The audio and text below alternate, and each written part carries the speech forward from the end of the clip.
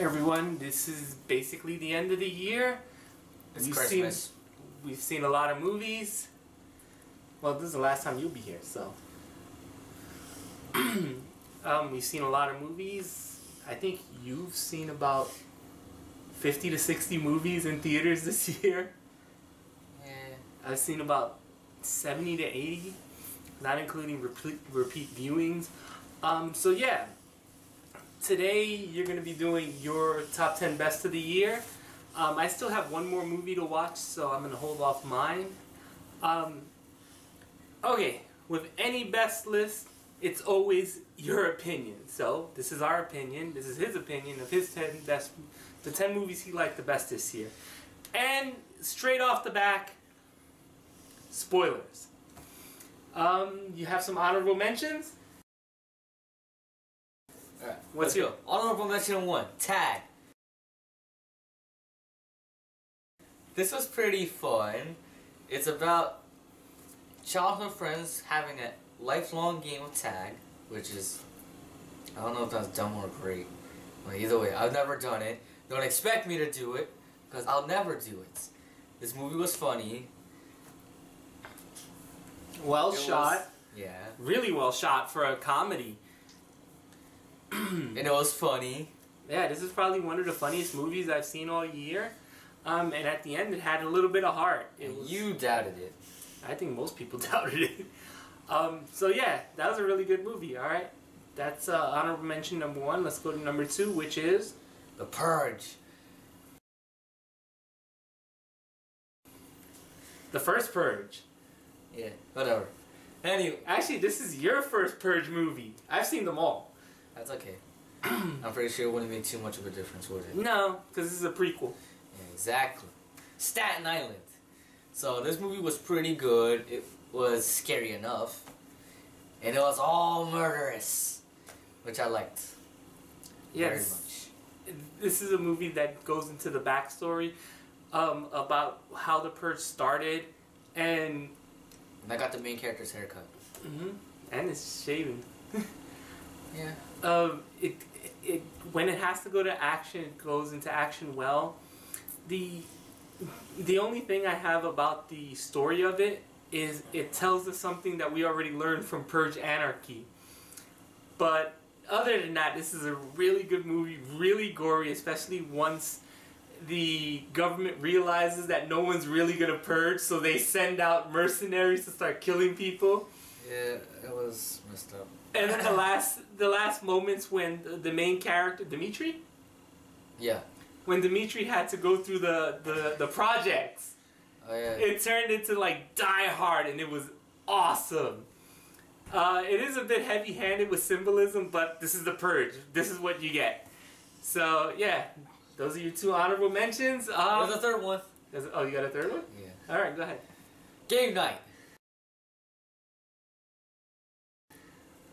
A movie you doubted! Yeah. It was actually pretty good. And hilarious. Because there was all this stuff happening and I was full of surprise. Yeah, there were a lot of twists for a comedy. For real. Like, goddamn. And I liked all 3. I liked all 3 at the end. I ended up liking all 3 couples. Yeah. There was the main couple with Jason Bateman and oh freak, I can't remember her name right now. But they were really good. The secondary couple as well. The couple that was thrown together, even they ended up like having a very well thought out story. This actually had twists in it. 3 of them. And one, thank God, didn't go through. For real. But yeah. It's a really enjoyable and funny movie. Alright, you ready to go to your 10 now? Alright, number 10. Truth or Dare.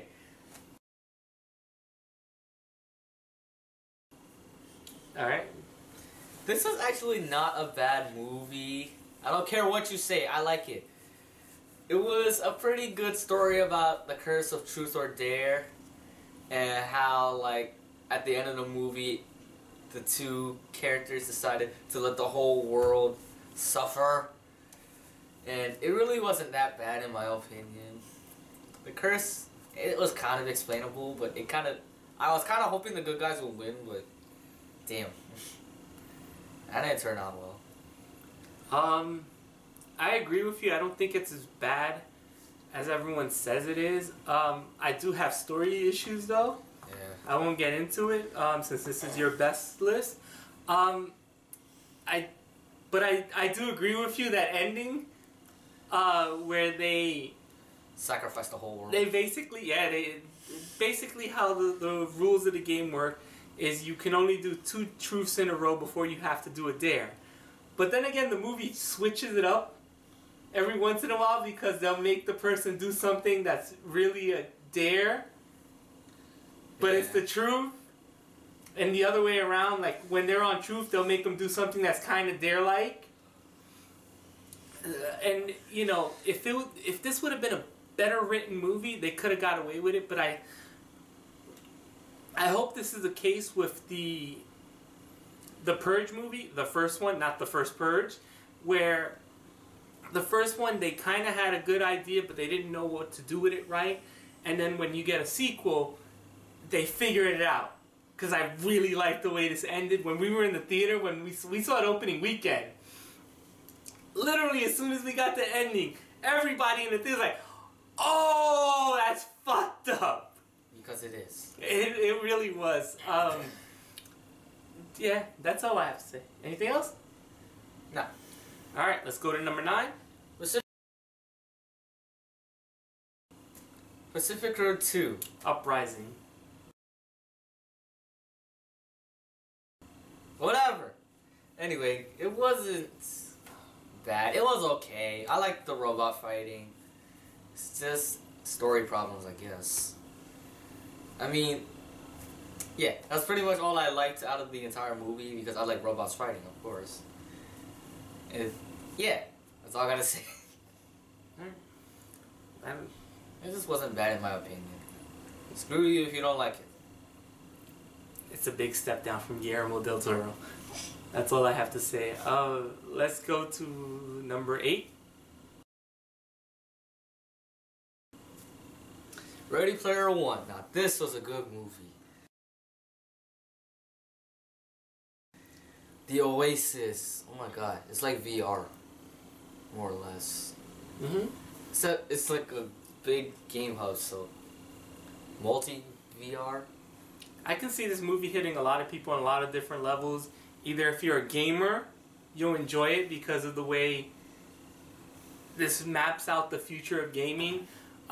If you're someone a fan of 90s and late 80s properties, because there's lots of callbacks in the Oasis from or even early 80s, because we have stuff from the Shining reference, we have Ninja Turtles, we have Battletoads, we have Spawn in it, Freddy Krueger, all along the board. Especially Chucky. Chucky was in it for a brief second. What did you think about the story? It was good. Well, except for the villain. I still don't know. Ben Mendelsohn, who this year played a villain in like every movie. I still don't know what his plan is. Yeah, his plan was a little goofy. If something tells me I will never understand by the time I get 50. It didn't make a whole lot of sense, but this is one of those movies where the trip was all the fun. Yeah, pretty much. Especially the last action scene. Yes. Where you really got this hodgepodge of like fight scenes between all these different characters, throwing out weapons, and you literally have to freeze frame everything just to get the whole scope of everything. Like, there were characters I didn't know. Chun-Li was in the final battle. Ken was in the final battle from the Street Fighter series. Batman is in it, I believe. I think so. At one point. I don't know, it's a lot, but it was a cool movie. I think it could have used a more fleshed out bad guy, or a bad guy who's, you know, his motivations made a little bit more sense. But what can you do? So we're ready? Yeah. So let's go to number 7. Isle of Dogs. Good animated film, whatever. Anyway, as I'll say, it was pretty good. About Was it Japanese? Was he Japanese? Yeah, he was Japanese. Japanese boy looking for his dog. Spots, I believe. Mm-hmm. Yeah. They were trapped on an island of garbage. That's dog abuse. Where all the dogs were trapped because of disease, I think? Yeah, the Emperor of Japan said that these dogs had a disease. So send them away. So send them away just because of reasons. Actually, there is a good reason. Or he had an interesting reason. I think the main part of this movie was the fact that, one, it was kind of claymation, even though I believe it was CGI. And two, the fact that you were going between two worlds and the movie made you feel it. Because the Japanese was not subtitled. Unless it had to be, like if it was a No, there was story. only one scene where it was completely subtitled. Otherwise, they just had an English person. Or they had someone in English dub over. No, because the little kid on the island was never subtitled. Yeah. So he was never subtitled. He was talking in the Japanese people, for the most part in the movie, would be talking in Japanese without subtitles. And the dogs would all be speaking in English. Yeah, which made no sense. It was kind of more of a separation thing. And then, this is a Wes Anderson movie, so everything was completely symmetrical in the way it was shot, in the way... It's a pretty looking movie. I thought it was good. Because it was good. Mm-hmm. Alright, you ready? Yeah. Alright, let's go to number 6. There's something in my neck. His name is Stem. Yeah, that's right. Upgraded 6. Because... Wow, it dropped that far back? Yeah. Alright. Because it's the better version of Venom, goddammit. I just reminded myself of something I didn't want to be reminded of. This is a movie that literally came out of nowhere. It wasn't on any of our radars. We just happened to see it because it was a Blumhouse movie. And it was really good for once. It was a completely violent, old school style vigilante movie with choreographed fight scenes that will blow your mind. Probably one of the best action movies of the year, especially when they got to the fight scenes.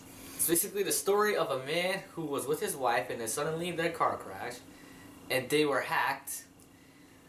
There was 3 robo-men who killed his wife and he became paralyzed. And soon enough, he meets this man who puts... Discount Dane DeHaan. Yeah. Who puts a chip inside his neck that gives him the ability to walk and stuff. And so he goes out for revenge to find the killers of his wife. Basically, he finds out that the implant in his neck by the name of Stem is a living creature. Like it has sentientism, and it tells him how to exact revenge on the people who killed his. I think it was his girlfriend. I don't think they were married or fiance. Yeah, probably. And says he can help him get revenge. And along the way, we find out that slowly what Stem was doing was breaking Gray down, played by Lee Marshall Green. And he was really getting into his mind, making Gray divulge into his mind, and it leads to probably one of the better endings of the year. Where Gray actually gets locked into his own mind. The rest of his life. We don't know what happens and we never will. Stem wins. There are really good plot twists along the way. And Stem by itself as a character, Logan Marshall Green was really good at playing his physical comedy, because there are times where he had to give his body over to Stem since he is a paraplegic, and he would have to react as if he doesn't know what's going on while his body is doing fight sequences. This is directed by Lee Whannell, who we know from the Insidious franchise. He plays Specs, and he was also in the first Saw movie. I really enjoyed this movie. It was good. Alright, let's go to number... Much better than Venom. Yeah. Let's go to number 5. Deadpool 2! X-Force! Yes, because this movie was really hilarious. I like the story about Russell where what's his name? Cable? Yeah. Comes back to kill him because Russell killed his family after killing a single person. He gets into it. Jesus Christ. What? If I killed one person, I could immediately stop whenever I wanted to. No, it was like M&M's for Russell. You killed one, you gotta have the rest of them. M&M's for Russell. You gotta keep going. Like Pringles. You can't just stop at one. I can stop whatever the hell I want. He couldn't. Jesus. He looked old as hell in the future. But that's not the point. Deadpool 2 was funny. But it was really messed up when they killed his girlfriend. I'm not gonna lie. That was really messed up. And then they undo it at the end. I know. I really enjoyed Josh Brolin as Cable in this movie. Also known as Thanos. He was also Thanos in the Avengers Infinity War. I also like Zazie Beetz as Domino. Yeah, she was a pretty cool character. And they made light of her powers, but they also used it in funny ways, her luck powers. Yeah. Especially the whole fight scene when she had to be in the Essex house, and she had to fight the guards, and like they just for some reason or another kept like having things fall on them while they were fighting her. Oh yeah. That was good. Mm-hmm. So pretty funny movie. I don't know if we need a Deadpool 3. I don't think we're gonna get one. Remember, Fox is bought by Disney now. Damn it. With that said, let's go to number 4. I can't believe I'm saying this. 8th grade.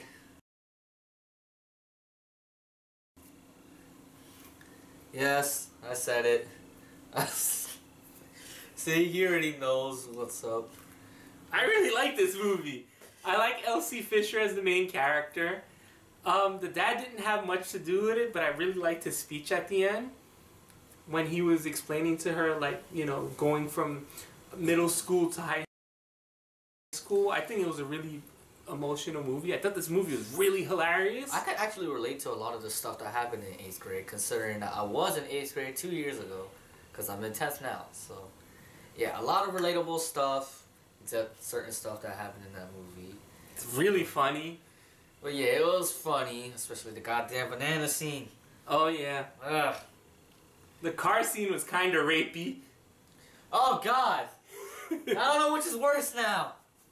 The banana scene was just hilarious. Ugh. Jesus Christ. Yeah, this is just a movie about a kid growing up, going through the last year of 8th grade and realizing her place in the world. This is a girl who was doing a YouTube video on how to make your life better, but meanwhile at the same time she was living a life where she really wasn't following her own rules. I like this movie a lot. Alright, I'm proud of you. I didn't think you would put this on your list. You have anything else to say? No. Alright, let's go to number 3. A rip-off of the Muppets, I think. Happytime Murders. Alright, I'm surprised by this one. This is actually going to end up... Alright, I agree with you on this. I don't know if I'd put it on my best movies of the year list, but I enjoyed this movie. It was freaking hilarious. I know a lot of people are actually going to have this on the other side of the list. I know. A lot of people, this is not a well-reviewed movie. I hate all of you for hating it. For reasons unbeknownst to me, but I had to see this 3 days in a row, and I laughed consistently all 3 days. Yeah. We have it on DVD, and we still laugh. Jesus Christ. Melissa McCarthy stars as a... Cop? No, detective. She ends up teaming up with her old partner, who happens to be a Muppet by the name of Phil Phillips, because of fucking course. Why not? And they go after, they're in the middle of something after someone is going after a group of 90s TV show stars that starred in this show called The Happytime. The Happytime Gang. The Happytime Gang. And so they murdered them. And one by one, characters in the movie start getting picked off, and slowly the movie starts to unravel. This is very raunchy visuals. I don't know what's raunchier, the fact that it's done because of Muppets or just some of the visuals we see are literally hilarious. They do repeat the same jokes several times though, some of the jokes. So as long as, if you laughed at the first time, there's a good chance you'll keep laughing. I won't go into the best one, but the best one is probably at the end. 20 minutes in the movie, it shows up like 15 minutes before the movie ends, and then it shows up at the very end. It's very disturbing imagery. I thought Phil Phillips was a really good character. I kind of want to see him in a more serious movie, or just to have him come back in a noir movie, because that's what his character was. Yeah. I thought Miss Melissa McCarthy carried this movie really well on her end as well. She was funny. I think it did have a couple of plot holes though at times, but it never bothered my enjoyment. It actually made me want to know more about the world. Anything in particular you liked? Muppets. The puppeteering was really good. Yeah. This is a good movie. Mm-hmm. I laughed at it. It's a comedy, and I laugh wholeheartedly. I know my favorite joke was, or your favorite joke was the part where Melissa McCarthy was saying something. Oh. And then Phil Phillips goes, "Fucking racist." Yeah. So, favorite joke. Yeah. So. Moving on. Number 2. This was a movie that we did see. It didn't come out this year, but we still saw it anyway. Dragon Ball Z, The Legendary Super Saiyan.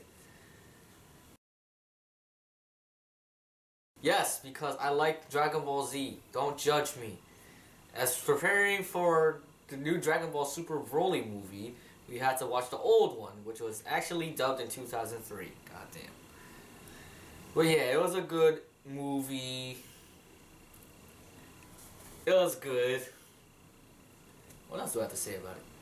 I really like the story.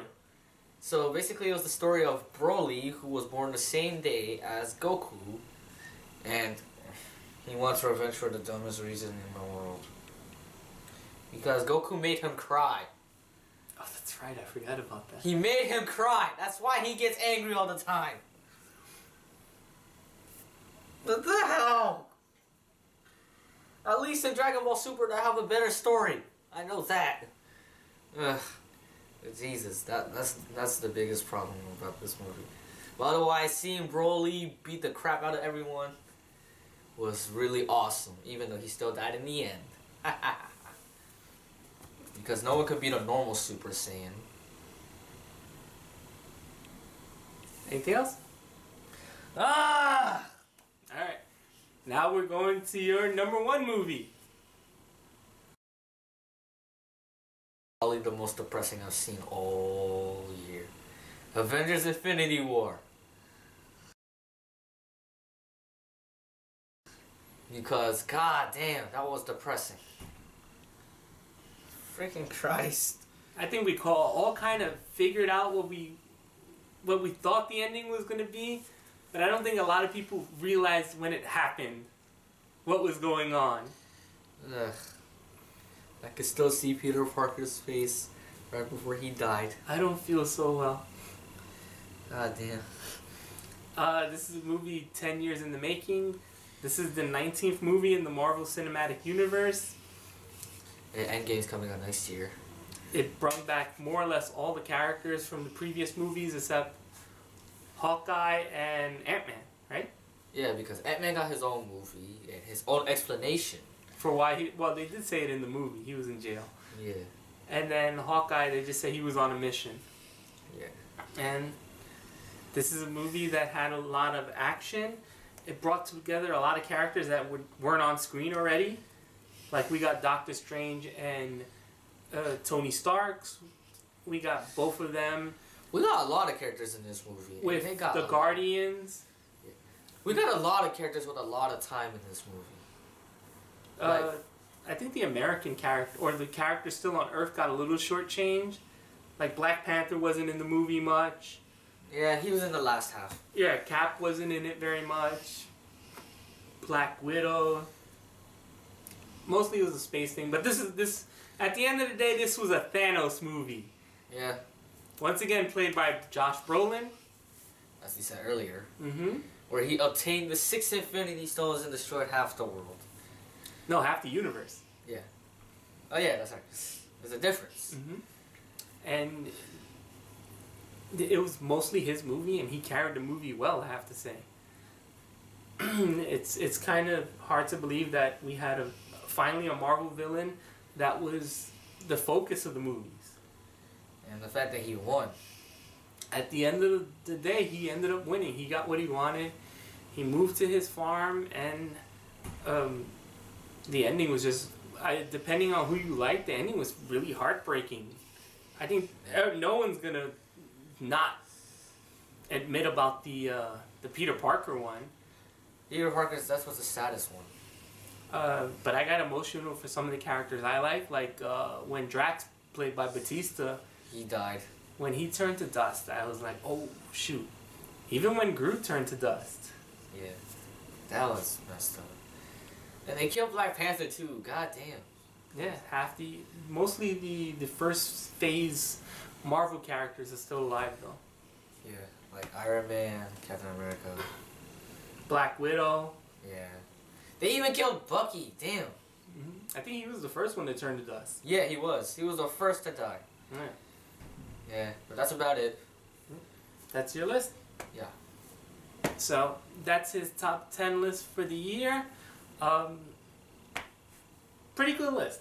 I don't know if I... Oh, would you look at the time? It's Christmas. Gotta go later. Bye.